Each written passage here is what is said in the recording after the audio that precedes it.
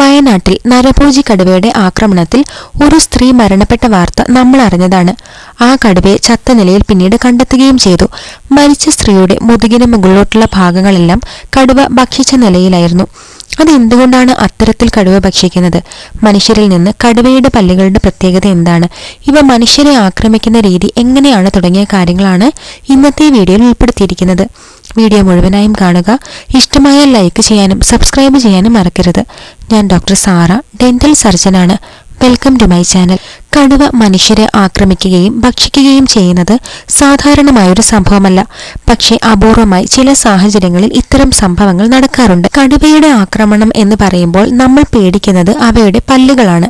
കടുവയുടെ ശക്തിയും അതുതന്നെയാണ്. കടുവയുടെ പല്ലുകളും മനുഷ്യന്റെ പല്ലുകളും അവരുടെ ജീവിത ശൈലിക്കും ഭക്ഷണശീലങ്ങൾക്കും അനുയോജ്യമായ വ്യത്യസ്തതകളുള്ളവരാണ്. കടുവയുടെ പല്ലുകൾ മാംസം കീറാനും കടിച്ചു കീറിയ ആഹാരം നേരിട്ട് വിഴുങ്ങാനും രൂപകൽപ്പന ചെയ്തിരിക്കുന്നതാണ്. നമുക്കറിയാം, നമ്മുടെ വായിൽ മുൻനിരയിൽ കൂർത്തിരിക്കുന്ന കനൈൻ പല്ലുകളുണ്ട്. ഇത് മറ്റു പല്ലുകളെ അപേക്ഷിച്ച് നല്ല ഷാർപ്പാണ്.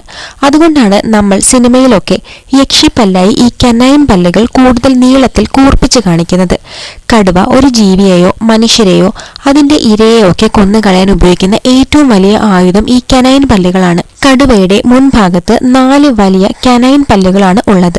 ഇവയുടെ നീളം 2.5 മുതൽ 3 ഇഞ്ച് വരെ ഉണ്ടാകും. ഈ പല്ലുകൾ വേട്ടയാടുന്ന ജീവിയെ തലയോട്ടിയിലും കഴുത്തിലും കടിച്ചു പിടിച്ച് കൊന്നുകളയാൻ സഹായിക്കുന്നു. മനുഷ്യർക്ക് മൊത്തം 32 പല്ലുകളാണെങ്കിൽ കടുവയ്ക്ക് മൊത്തം 30 പല്ലുകളാണ് ഉള്ളത്. കനൈൻ കൂടാതെ ഇവരുടെ പുറകിലുള്ള മോളാർ പല്ലുകൾ നഖത്തോടൊപ്പം പ്രവർത്തിച്ച് മാംസം കൃത്യമായി കീറാൻ സഹായിക്കുന്നുണ്ട്. ഇവ കടുത്ത ഭക്ഷണങ്ങൾ പൊടിക്കാനും മാംസം ചെറിയ കഷ്ണങ്ങളാക്കാനുമുള്ള പ്രധാന പങ്ക് വഹിക്കുന്നതാണ്. പിന്നെ കടുവയുടെ മുന്നിലെ ഇൻസിസേഴ്സ് എന്ന പല്ലുകൾ മാംസത്തിന്റെ ചെറിയ കഷ്ണങ്ങൾ പിടിക്കാനും അറ്റം ചുരുട്ടാനും സഹായിക്കുന്നുണ്ട്. എന്നാൽ മനുഷ്യന്റെ പല്ലുകൾ അരി പോലെയുള്ള ഭക്ഷണങ്ങൾ, പഴങ്ങൾ, പച്ചക്കറികൾ പോലെയുള്ളതൊക്കെ ചവയ്ക്കാൻ പറ്റിയ അറ്റം അല്പമായി ഫ്ലാറ്റായ രീതിയിലുള്ളതാണ്. നമ്മുടെ കനൈൻ പല്ലുകൾ ചെറുതാണ്, വേട്ടയാടാൻ വേണ്ടിയുള്ളതല്ല. നമ്മുടെ മോളാർ പല്ലുകൾ ഭക്ഷണം ചെറുതാക്കി ചവച്ച് ദഹന പ്രക്രിയയ്ക്ക് അനുയോജ്യമാക്കുന്നവയാണ്. മാത്രമല്ല, കടുവയ്ക്ക് 1050 പൗണ്ട്സ് പെർ സ്ക്വയർ ഇഞ്ച് ബലമുള്ള ബൈറ്റ് ഫോഴ്സ് ആണ് ഉള്ളത്. ഇത് എല്ലുകളൊക്കെ പൊട്ടിക്കാൻ സഹായിക്കും. എന്നാൽ മനുഷ്യന്റെ കടിക്കുന്നതിന്റെ ശക്തി ഏകദേശം 120 മുതൽ 160 PSI മാത്രമാണ്. കടുവയുടെ പല്ലുകൾ ദേഹത്തിന്റെ ഏറ്റവും പ്രധാനപ്പെട്ട കരുത്താണ്. കടുവയ്ക്ക് മിക്ക മൃഗങ്ങളെയും പോലെ തന്നെ പല്ലുകൾ പുനഃസ്ഥാപിക്കാൻ കഴിയുകയില്ല. അതിനാൽ അവരുടെ പല്ലുകൾക്ക് ക്ഷയമോ പൊട്ടലോ മറ്റോ ഉണ്ടായാൽ അത് അവരുടെ വേട്ടയ്ക്കും ആവശ്യങ്ങൾ നിറവേറ്റുന്നതിനും ബുദ്ധിമുട്ടാകും.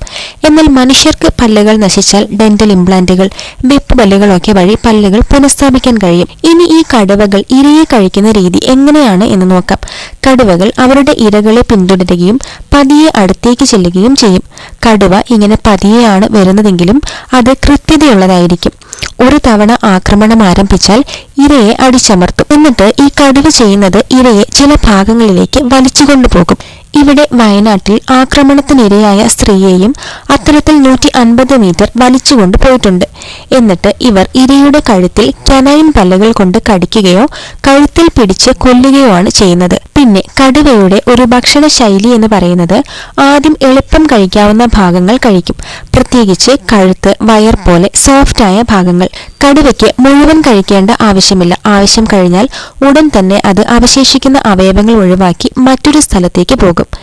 ഇങ്ങനെ ഇത്തരം വനമേഖലയ്ക്കടുത്ത് താമസിക്കുന്നവർ അനുഭവിക്കുന്ന ദുരിതങ്ങൾക്ക് എത്രയും വേഗത്തിൽ ഒരു പരിഹാരം ഉണ്ടാക്കുന്നതിനായി കാത്തിരിക്കാം.